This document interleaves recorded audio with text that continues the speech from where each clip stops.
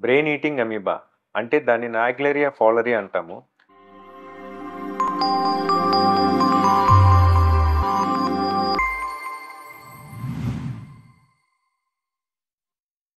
ఆ నాగ్లేరియా ఫౌలరీ అంటే అదొక ప్రోటోజోవను.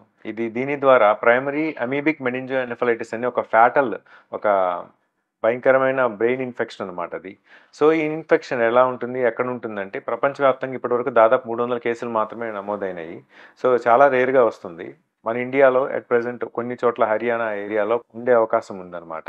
సో, ఇది ఎలా వ్యాప్తి చెందుతుందంటే స్విమ్మింగ్ పూల్స్ ద్వారా వ్యాప్తి చెందుతుంది. నదుల్లోని ఆ వాటర్‌లో స్నానం చేయటం ద్వారా అలా కూడా వ్యాప్తి చెందుతుందన్నమాట.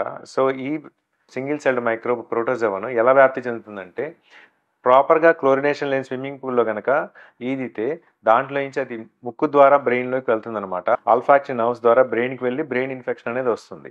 సో, ఈ బ్రెయిన్ ఇన్ఫెక్షన్‌లో మెనింజైటిస్, ఎన్కెఫలైటిస్ వచ్చి 1-15 రోజులు ఇంక్యుబేషన్ పీరియడ్‌లో చాలా ప్రమాదంగా పరిగణించే అవకాశం ఉంది. సో, యూజువల్‌గా మామూలు రొటీన్ టెస్ట్‌లకైతే ఇది దొరకదనమాట. సో, దానికి తగ్గట్టు ఆర్‌టీ-పీసీఆర్ టెస్ట్, సీఎస్ఎఫ్ ఎగ్జామినేషన్ చేస్తే మాత్రమే మనకిది తెలుస్తుంది. సో, ఇది రేర్‌గా డయాగ్నోజ్ చేయగలుగుతారనమాట. సో, స్విమ్మింగ్ పూల్స్‌లో మినిమమ్ క్లోరిన్ 1 పీపీఎం ఉంటేనే మనకి ఈదటానికి, స్విమ్మింగ్ చేయడానికి అది కంఫర్టబుల్ వాటర్. Subscribe now.